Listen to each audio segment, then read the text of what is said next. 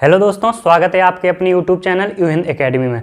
तो आज हम इस वीडियो में भारत की भूगोल के जितने भी महत्वपूर्ण बिंदु हैं उन पर चर्चा करने वाले हैं। जैसे कि इस टाइम एनटीपीसी का एग्जाम चल रहा है, उसमें जो भी वीडियो होने वाला है उसके लिए तो बहुत महत्वपूर्ण है, ठीक। और अभी जो हमारा ग्रुप डी का आने वाला है उसमें भी ये महत्वपूर्ण है। और मैंने इस वीडियो में जो भी क्वेश्चन लिए हुए हैं वो रेलवे में आए हुए क्वेश्चन ही हैं, ठीक, कई बार पूछे गए हैं। इसके अलावा इन क्वेश्चन को यूपी पुलिस में भी पूछा गया, लेखपाल में भी पूछा गया और एसएससी के एग्जाम में भी पूछा जा चुका है, ठीक है ना। तो जितने भी पॉइंट हैं वो सारे बहुत महत्वपूर्ण है, ठीक। तो हम वीडियो को स्टार्ट करते हैं, ठीक। तो देखिए हमारा जो पहला पॉइंट है, भारत उत्तरी गोलार्ध में 8 डिग्री 4 37 डिग्री 6 मिनट, मतलब 8 डिग्री इसको 4 मिनट बोलते हैं, 37 डिग्री 6 मिनट, ठीक। उत्तरी अक्षांश एवं 68 डिग्री 7 मिनट से 97 डिग्री 25 मिनट पूर्वी देशांतर के बीच स्थित है, ठीक। ये हमारा पहला पॉइंट कंप्लीट हो गया। अब इसको याद किस तरह करेंगे आप लोग, वो देखिए एक बार। देखिए कैसे करना है।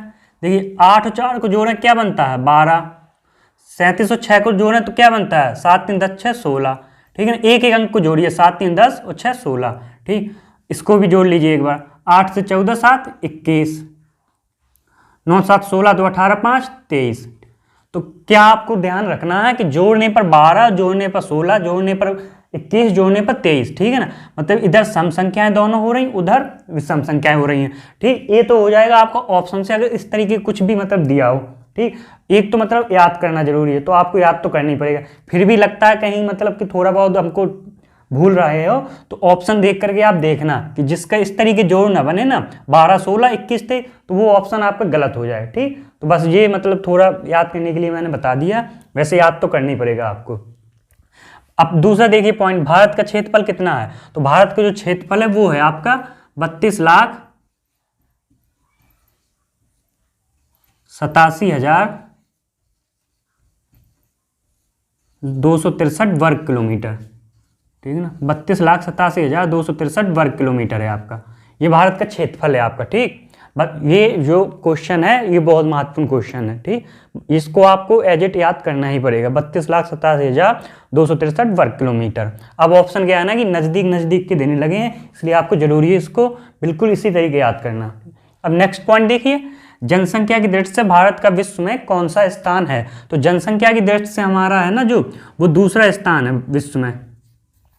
तो पहले स्थान पर कौन सा है, तो पहले स्थान पर है आपका चीन, पहले स्थान पर है ना जो वो है आपका चीन, ठीक। दूसरे स्थान पर है हमारा भारत, तो पहले स्थान पर है चीन। इसी तरीके एक दूसरा पॉइंट और है, इन दोनों पे आपको फोकस करना होगा। इसमें जनसंख्या की दृष्टि से पूछा गया, इसमें क्षेत्रफल की दृष्टि से पूछा गया कि भारत का कौन सा स्थान है। तो क्षेत्रफल की दृष्टि से भारत का 7वां स्थान है और सबसे ज्यादा क्षेत्रफल आपका रूस का है। तो पहले स्थान पर कौन सा हुआ, ये रूस हो गया, ओके। अब नेक्स्ट देखिए, भारत का दक्षिणी बिंदु क्या है। तो भारत का जो दक्षिणी बिंदु है वो आपका इंदिरा पॉइंट है। इंदिरा पॉइंट जो है ना वो भारत का दक्षिणी बिंदु है, ठीक। 2 पॉइंट और देख लीजिए यहां पर, ठीक। जो गुहार मोती पूछे कहां पर है, अगर गुहार मोती तो वो आप बता दीजिए पूर्व में है, गुहार मोती आपका पूर्व में है। और अगर पूछ दे सियाचिन ग्लेशियर किस दिशा में है, सियाचिन ग्लेशियर की दिशा पूछेगा अगर आपसे, तो ये आपका उत्तर में पड़ जाएगा। सियाचिन ग्लेशियर आपका उत्तर में है और गुहार मोती पूर्व में है। तो ये पॉइंट आपका कंप्लीट हो गया। अब नेक्स्ट पॉइंट देखिए, भारत एवं चीन के बीच कौन सी सीमा है, भारत और चीन के बीच में कौन सी सीमा पड़ती है। इसका कहने का मतलब यही है, तो ये आपको बताना है भारत और चीन के बीच में कौन सी सीमा पड़ती है। वो आपकी मैकमोहन रेखा है, ठीक। कौन सी पड़ती है, मैकमोहन रेखा। मैकमोहन रेखा है जो भारत और चीन के बीच में पड़ती है, ठीक। नेक्स्ट पॉइंट देखिए, भारत एवं पाकिस्तान के बीच कौन सी सीमा है। भारत और पाकिस्तान के बीच जो है वो है आपकी रेड क्लिफ, रेड क्लिफ रेखा जो है वो भारत और पाकिस्तान के बीच में पड़ती है, ठीक। इन दो देशों के बीच में भारत और पाकिस्तान की पूछ दे तो आपको रेड क्लिफ बताना है, भारत एवं चीन की पूछ दे तो आपको मैकमोहन रेखा बतानी है, ठीक। ये आशा करता हूँ आपको पॉइंट समझ में आ रहे होंगे, ठीक है ना। जब भी आप भूगोल स्टार्ट करोगे तो ये जो पॉइंट है ना वो इंपोर्टेंट में ही गिने जाते हैं, ओके। तो देखिए नेक्स्ट पॉइंट देखिए, भारत के निकटतम समुद्री पड़ोसी देश कौन सा है। भारत का जो निकटतम समुद्री पड़ोसी देश पड़ता है वो देखिए, तो ये जो आपका पड़ता है वो श्रीलंका, श्रीलंका एक ऐसा देश है जो सबसे निकट पड़ता है समुद्र से अगर आप जाते हो, ठीक। इसके बाद जो पड़ता है वो है इंडोनेशिया। इंडोनेशिया इसके बाद पड़ता है। अगर पूछे कि दूसरा निकटतम पड़ोसी देश, तो समुद्री पड़ोसी देश पूछ दें। अगर देखो क्या पूछा है, समुद्री पड़ोसी देश, ठीक है ना, समुद्री पड़ोसी देश, तो आपने श्रीलंका लगा दिया। दूसरा पूछ दे तो आपको बताना है कि इंडोनेशिया। ओके, नेक्स्ट पॉइंट देखिए, भारत का मानक समय क्या है? तो इसका सही आंसर होगा आपका 82 सही 1/2 डिग्री पूर्वी देशांतर, पूर्वी देशांतर रेखा, ठीक है ना। 82 सही 1/2 डिग्री पूर्वी देशांतर रेखा को हम भारत का मानक समय मानते हैं, ठीक। ये जो मानक समय है ये मानते हैं। और ये जो पूर्वी देशांतर रेखा है 82 सही 1/2 डिग्री, ये आपकी ग्रीनविच समय से 5 घंटे आगे है। ये जो ग्रीनविच समय है ना, इससे 5 घंटे आगे है। ग्रीनविच समय से 5 घंटे आगे चलती है, 5 घंटे आगे है। ग्रीनविच समय से 5 घंटे आगे है हमारी पूर्वी देशांतर रेखा, ठीक। तो चलिए हम जल्दी से नेक्स्ट पॉइंट और भी देख लेते हैं। तो देखिए कुछ हम नए पॉइंट को और देख लेते हैं, ठीक। सारे पॉइंट महत्वपूर्ण इस वीडियो में, इसलिए वीडियो को आप लास्ट तक जरूर देखिए।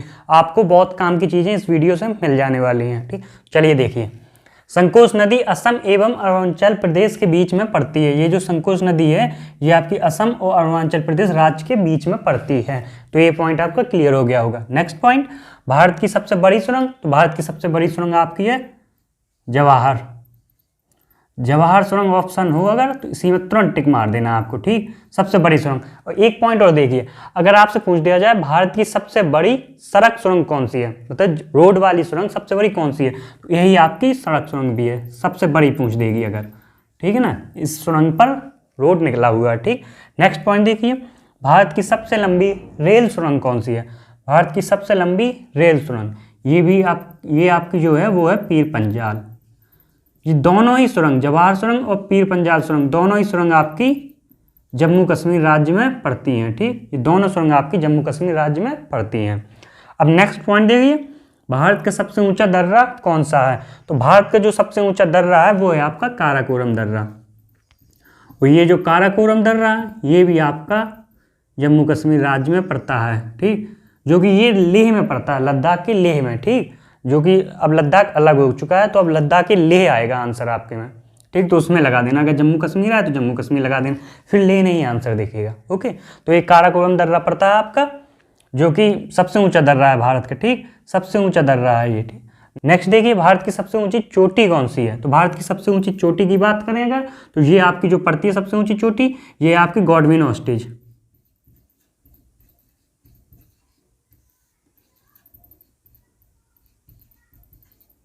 गॉडविन ऑस्टिज नाम है इसका, इसी को हम K2 के नाम से भी जानते हैं, इसी को हम K2 के नाम से भी जानते हैं, ठीक है। जितने भी पॉइंट है आपको रट्टा मार देना है पॉइंट में, बहुत महत्वपूर्ण पॉइंट है हर एग्जाम की दृष्टि से। इस टाइम जो रेलवे में है ना, इस तरह के पॉइंट बहुत ज़्यादा पूछे जा रहे हैं। ओके, तो इसी तरीके आप रट्टा मारते चलिए इन पर। अब देखते हैं नेक्स्ट, सिपकीला दर्रा कहाँ पड़ता है? शिमला से तिब्बत के बीच में, ठीक। अगर शिमला से तिब्बत जाना है तो आपको सिपकीला दर्रा पार करना पड़ेगा। ओके, तो आप तिब्बत पहुंच जाएंगे, ठीक। या फिर तिब्बत से शिमला आना है तो पहुंच जाओगे। अब सिपकीला दर्रा है कहाँ पर? ये आपका सतलज घाटी में है, ये आपका पड़ता है सतलज घाटी में। सिपकीला दर्रा पड़ता है सतलज घाटी में पड़ता है, ठीक। नेक्स्ट देखिए, कुछ दर्रे और हैं, ठीक। लिपुलेख दर्रा, माना दर्रा और नीत दर्रा, ये आपके पड़ते हैं उत्तराखंड में। ये आपके उत्तराखंड राज्य में पड़ते हैं। नाथुला दर्रा, जयलेपला दर्रा, ये आपके पड़ते हैं सिक्किम में। ये दोनों ही दर्रे आपके सिक्किम में पड़ते हैं। नेक्स्ट, बोगडिला, यांग्याप और दिफू, ये दर्रा आपके अरुणाचल प्रदेश राज्य में पड़ते हैं।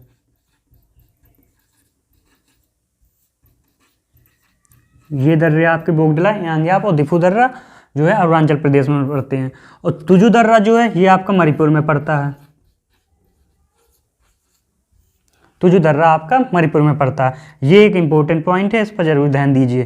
खैबर दर्रा पाकिस्तान एवं अफगानिस्तान के बीच में पड़ता है। खैबर दर्रा पाकिस्तान एवं अफगानिस्तान के बीच में पड़ता है। और ये जो आपका खैबर दर्रा है ये आपका पाकिस्तान के एरिया में ज़्यादा है, ठीक। तो कुल मिला के पाकिस्तान में ही है खैबर दर्रा, और इन दो देशों के बीच में पड़ता है, ठीक। एक क्वेश्चन और देख लीजिए, पंचशील घाटी पूछ दे अगर आपसे, ये कहाँ पर है पंचशील घाटी, इसको जरूर नोट कर लीजिए। पंचशील घाटी अगर आपसे पूछ दे तो ये आपका पड़ता है अफगानिस्तान में। पंचशील जो घाटी है ये अफगानिस्तान में है। ठीक, तो ये हमारे पॉइंट काफ़ी क्लियर हो चुके हैं। ठीक है ना, आपको रट्टा मार देना पॉइंट में। ओके, और अब हम नेक्स्ट पॉइंट को और करते हैं। अगर वीडियो आपको वाकई में अच्छी लग रही है तो वीडियो को लाइक मान लीजिए। ठीक है ना, और जो नए व्यूअर्स हैं वो एक बार सब्सक्राइब जरूर कर लीजिए। तो हम देखते हैं नेक्स्ट पॉइंट को। चलिए हम इन पॉइंट को भी एक एक करके बारी बारी से देख लेते हैं। ओके, चलिए स्टार्ट करते हैं। तो हिमालय की सबसे बाहरी चोटी कौन सी है? हिमालय की सबसे बाहरी चोटी आपकी है जो वो शिवालिक है। ये हिमालय की सबसे बाहरी चोटी है। ठीक, और इसी को हम बाह्य हिमालय या निम्न हिमालय भी कहते हैं। अगर पूछे बाह्य हिमालय का नाम तो शिवालिक बताइए आप। ठीक ना, बाह्य या निम्न हिमालय। ठीक, इस शिवालिक को ही हम बोलते हैं बाह्य हिमालय, मतलब सबसे बाहरी हिमालय, सबसे बाहरी चोटी। ठीक, बाह्य या निम्न हिमालय भी कहते हैं। ठीक, अब देखिए नेक्स्ट एक पॉइंट और देख लीजिए। हिमालय को हम जो है ना मोरदार पर्वत भी बोलते हैं। हिमालय को हम मोरदार पर्वत भी कहते हैं। इस पॉइंट को भी आप नोट कर लीजिए, मोरदार पर्वत भी बोलते हैं। नेक्स्ट पॉइंट देखिए, अरावली की पहाड़ियाँ कहाँ पर है? तो ये आपकी पड़ती हैं राजस्थान राज्य में। अरावली की जो पहाड़ियाँ हैं वो राजस्थान राज्य में ही पड़ती हैं। ठीक, इसमें जो एक और इम्पोर्टेंट पॉइंट है कि अरावली की पहाड़ियों की सबसे ऊंची चोटी कौन सी है? तो इसकी सबसे ऊंची चोटी है वो माउंट आबू पर स्थित है। अरावली की पहाड़ियों पर ही माउंट आबू है। ठीक, माउंट आबू पर स्थित गुरु शिखर है। माउंट आबू पर स्थित गुरु शिखर है जो कि इसकी सबसे ऊंची चोटी है। अगर आपसे पूछे अरावली पहाड़ियों की सबसे ऊंची चोटी का नाम बताइए तो आपको बता देना है गुरु शिखर है। कहाँ पर है? वो माउंट आबू पर स्थित है। ओके, अब नेक्स्ट पॉइंट देखिए, मेकाल पहाड़ी की सबसे ऊंची चोटी का नाम क्या है? तो पहले तो ये देखिए मेकाल पहाड़ी है कहाँ पर। तो मेकाल पहाड़ी आपकी जो पड़ती है वो छत्तीसगढ़ राज्य में है। तो ये पॉइंट आपका क्लियर हो गया कि मेकाल पहाड़ी कहाँ पर है, तो वो आपकी छत्तीसगढ़ राज्य में है। अब इसकी सबसे ऊंची चोटी कौन सी है? वो आपकी अमरकंटक है। अमरकंटक से भी इंपॉर्टेंट पॉइंट 3 बन जाते हैं। कैसे? वो नदियों के बारे में बनते हैं। कैसे? अगर आपसे पूछे अमरकंटक के पश्चिम भाग से कौन सी नदी निकलती है, वो आपकी सबसे महत्वपूर्ण नदी निकलती है। कौन सी? नर्मदा नदी। महत्वपूर्ण क्यों मैंने कहा? क्योंकि इस नदी नर्मदा नदी पर किसी भी तरह का डेल्टा नहीं बनता है। नर्मदा नदी पर किसी भी तरह का डेल्टा नहीं बनता है। ठीक है ना, इस तरीके एक और नदी है ताप्ती, उस पर भी डेल्टा नहीं बनता। डेल्टा क्या होता है? जैसे कि नदी जैसे समुद्र में जाकर के गिर रही है तो वहां पर जाकर के एक डेल्टा आकार का, ठीक, आकृति की नदी तरीके से गिरती है। जैसे कि सुंदरवन डेल्टा बनता है जब हमारी गंगा नदी और ब्रह्मपुत्र नदी जहाँ पर जाके गिरती है वहाँ पर कौन सा डेल्टा बनता है? सुंदरवन डेल्टा। लेकिन ये दो नदियाँ हैं जिन पर डेल्टा नहीं बनता है। ठीक, ये दोनों नदियाँ नर्मदा नदी और ताप्ती नदी, जिन पर भी डेल्टा नहीं बनता है। ओके, अगर इसमें पूछ दे कि इसके उत्तर से कौन सी नदी निकलती है, तो उत्तर से आपकी निकलती है सोन नदी, ये उत्तर से निकलती है। अगर दक्षिण से पूछ दे तो दक्षिण से आपकी निकलती है महानदी। ठीक, ये अमरकंटक की पहाड़ियों से ही निकलती हैं तीनों नदियाँ, एक उत्तर से, एक पश्चिम से, एक दक्षिण से। ओके, तो ये पॉइंट क्लियर हो गया होगा। अब नेक्स्ट पॉइंट देखिए कि मालवा का पठार कहाँ पर है। तो ये जो मालवा का पठार है आपका, ये मध्य प्रदेश एवं छत्तीसगढ़ के बीच में है। इसका ज़्यादातर भाग आपके मध्य प्रदेश में ही पड़ता है, इसलिए ऑप्शन ज़्यादातर मध्य प्रदेश ही आता है। ओके, नेक्स्ट पॉइंट, छोटा नागपुर पठार कहाँ पर है? ये आपका रांची में है। रांची कहाँ है? झारखंड में है। ठीक, झारखंड की राजधानी रांची। ओके, और छोटा नागपुर पठार को ही आप भारत का रूर बोलते हैं। हम सारे लोग इसको भारत का रूर भी बोलते हैं, रूर। ओके, और इसी पे ही जो ये छोटा नागपुर पठार है ना, लेटेराइट निक्षेप भी पाया जाता है। ये जो लेटेराइट निक्षेप बनता है ये छोटा नागपुर पठार में ही बनता है। ठीक, तो ये पॉइंट आपका क्लियर हो गया होगा। अब नेक्स्ट पॉइंट देखिए, सतपुड़ा की पहाड़ियाँ कहाँ हैं? तो ये जो सतपुड़ा की पहाड़ियाँ ये आपकी मध्य प्रदेश राज्य में पड़ती हैं। इसमें जो महत्वपूर्ण एक पॉइंट और बनता है वो है आपका कि इसकी सबसे ऊंची चोटी कौन सी है? तो वो धूपगढ़ी है। सतपुड़ा की पहाड़ियों की सबसे ऊंची चोटी धूपगढ़ी है। ओके, नेक्स्ट पॉइंट देखिए, दक्कन का पठार। तो ये आपका महाराष्ट्र राज्य में है और इसी के पूर्वी भाग को, दक्कन के पठार के पूर्वी भाग को हम लोग विदर्भ बोलते हैं। जो पूर्वी भाग है दक्कन के पठार को, उसको हम लोग विदर्भ कहते हैं। ठीक, तो ये पॉइंट भी क्लियर हो गए होंगे आपके। आशा करता हूँ आपको वीडियो पसंद आ रहा होगा। ठीक है ना, तो अगर आप लोग चैनल पर पहली बार हैं तो चैनल को सब्सक्राइब जरूर कर लीजिए। इस तरह के ढेर सारे वीडियो हम आपको प्रोवाइड करते रहते हैं। नेक्स्ट पॉइंट देखिए, धारवाड़ का पठार कौन सा है? तो जो धारवाड़ का पठार है वो आपका कर्नाटक राज्य में पड़ता है। बस इसमें इतना ही याद कर लीजिए। कहाँ पर है? तो कर्नाटक में। नीलगिरी की पहाड़ियाँ कहाँ पर पड़ती हैं? नीलगिरी की पहाड़ियाँ आपकी तमिलनाडु में पड़ती है, जो कि ये बहुत इंपॉर्टेंट पॉइंट है अगर आप दक्षिण भारत में पठारों के बारे में चर्चा करते हैं या पहाड़ियों के बारे में। ओके, तो इसका एक जो पॉइंट और बनता है वो ये है कि ये जो नीलगिरी की पहाड़ियाँ हैं ये पूर्वी और पश्चिमी पठार को अलग करती हैं, या फिर ऐसा आ जाएगा कि जोड़ती हैं। मतलब कि नीलगिरी की पहाड़ियाँ पूर्वी और पश्चिमी पठार को अलग करती हैं, या फिर बोल दिए जोड़ती हैं। पूर्वी और पश्चिमी पठार हैं, इन दोनों को ही अलग करती हैं, ठीक है ना, मतलब बीच में पाई जाती हैं। ओके, तो अलग करती हैं या जोड़ती हैं, कुछ भी किसी भी तरह से पूछे आपको, नीलगिरी की पहाड़ियों पर ही टिक मारना है। नेक्स्ट क्वेश्चन, अन्नामलाई की पहाड़ियाँ कहाँ पर है? तो अन्नामलाई की पहाड़ियाँ आपकी केरल में पाई जाती हैं, और सबसे ऊंची चोटी जो अन्नामलाई की पहाड़ी की है वो अनैमुदी। ये जो अनैमुदी है यही दक्षिण भारत की सबसे ऊंची चोटी है। तो एक बहुत इंपॉर्टेंट पॉइंट मिल जाता है कि दक्षिण भारत की सबसे ऊंची चोटी कौन सी है? तो वो अनैमुदी है। अगर पूछा जाए दक्षिण भारत की दूसरी सबसे ऊंची चोटी, तो वो आपकी डोडा बेट्टा है, जो कि नीलगिरी की पहाड़ियों में ही पाई जाती है। डोडा बेट्टा नीलगिरी की पहाड़ियों में ही चोटी पाई जाती है, ठीक है ना। नीलगिरी की पहाड़ी तमिलनाडु में है, इसकी सबसे ऊंची चोटी डोडा बेट्टा है। अन्नामलाई की पहाड़ी केरल में है, सबसे ऊंची चोटी अनैमुदी है, जो कि दक्षिण भारत की सबसे ऊंची चोटी है। इसको लिख लीजिए, दक्षिण भारत की सबसे ऊंची चोटी है। नलमारा की पहाड़ियाँ नल्लामारा की पहाड़ियाँ कहाँ पर है? ये आंध्र प्रदेश में है। ये आपके आंध्र प्रदेश राज्य में है, ठीक। नीमागिरी की पहाड़ियाँ कहाँ पर है? ये आपकी पड़ती हैं उड़ीसा राज्य में। नीमागिरी की पहाड़ियाँ उड़ीसा राज्य में पड़ती हैं, ठीक, ये उड़ीसा लिखा है। ओके, अब देखिए महेंद्रगिरी की पहाड़ियाँ कहाँ हैं? तो महेंद्रगिरी की जो पहाड़ियाँ हैं वो आपके आंध्र प्रदेश और उड़ीसा राज्य के तटीय भाग में पाई जाती हैं। जो आंध्र प्रदेश और उड़ीसा राज्य का तटीय भाग है उसी में पाई जाती हैं। तटीय भाग मतलब समुद्र के किनारे वाले भाग, आंध्र प्रदेश और उड़ीसा राज्य के। यहाँ पर समुद्र है आंध्र प्रदेश और उड़ीसा राज्य में।